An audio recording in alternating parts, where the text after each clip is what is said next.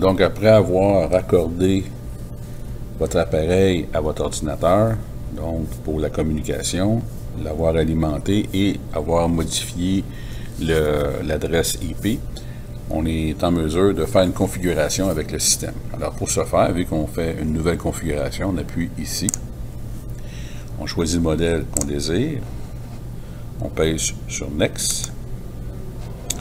Ici, ce qui est important, c'est de définir si c'est un 8 ou un 12. Le modèle que j'ai présentement, c'est un 8 pin de connexion. Le reste est le nom, des adresses comme ceci. Alors, vous voyez ici, vous avez une zone 1 pour le warning.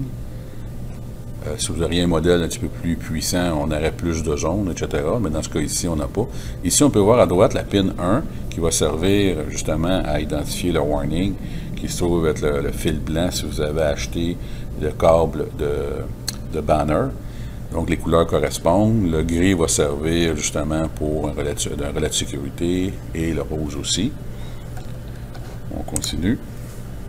Au niveau des zones, ben là on peut voir ici, si je voudrais avoir plusieurs zones, ça peut se faire. No fonctionne parce que on les a pas, il n'a pas demandé de définir le nombre de zones. Vous voyez que en disant, on va créant 2 zones, on peut arriver à ARA switch 1 et 2. On va le laisser à 1. Encore une fois, les couleurs des fils sont identifiées. Là, le Restart Mode, on peut faire automatique ou manuel selon le modèle qu'on va avoir. Le temps de réponse est 200. EDM, vous avez encore une fois les fils. Ça, c'était pour le input. Et là, on passe ici au niveau de la détection configuration. Vous avez des scans. Vous pouvez dire passe 2 fois avant de faire une analyse. Eh bien, on peut demander de passer 11 fois. Mais là, vous voyez que le temps de réponse s'alourdit.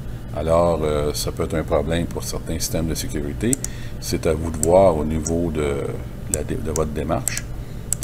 La résolution, c'est pareil. Là, vous allez voir, ma ligne va se modifier. Je peux la mettre à 40, etc. Même chose ici. Je pourrais la mettre à 40. Au niveau du système de filtration, low, high, medium. Donc, les configurations à faire ici. Et là, on va dire... Là, on arrive justement dans la zone qu'on veut programmer.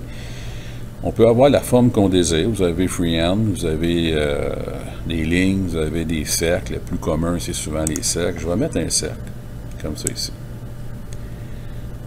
Là, on va définir une zone qui n'est pas trop grande, comme ceci, qui va être ma zone de safety. Maintenant, je peux faire ma zone qui va être de warning, qui est toujours plus petite. Vous voyez? Warning. Ah, il ne l'a pas pris, vous voyez? Et là, je vais la recommencer. Toc. Comme ceci, plus petite. La zone grise que vous voyez, c'est l'arrière du capteur. C'est ce qu'il ne voit pas. Alors, le warning il est fait. Là, on peut venir valider si la configuration est correcte. Oui. Je paye sur OK. Next. Là, nous dit de payer sur le démo qui est ici. Et on continue notre procédure. Alors, le statut, il est activé. On continue avec le Next. Là, il va nous demander de télécharger. Donc, il est temps de télécharger le programme à l'intérieur de votre capteur ou de votre scanner, selon la configuration OK est configuré.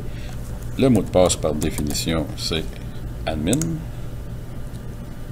On va dire OK. Et là, ce qui est intéressant au niveau du PDF qui est ici, si vous voyez des inscriptions rouges, c'est tout simplement parce que vous avez fait des erreurs lors de votre procédure. Alors, vous pouvez l'imprimer et identifier les erreurs que vous avez fait. Maintenant, il y a un certain délai. Alors, votre afficheur va indiquer DL, DNC, donc il est en train de télécharger le programme. Vous pouvez passer votre main et valider ce que vous avez réalisé, mais il va falloir l'accepter. Donc, pour terminer vraiment la configuration, vous devez appuyer sur Accept juste ici. Et là, ça demande un certain temps. Par la suite, une fois qu'il est accepté par le scanner, son processeur va vous envoyer une information en disant que tout est correct. Et voilà, configuration update successful. Et voilà, vous avez terminé.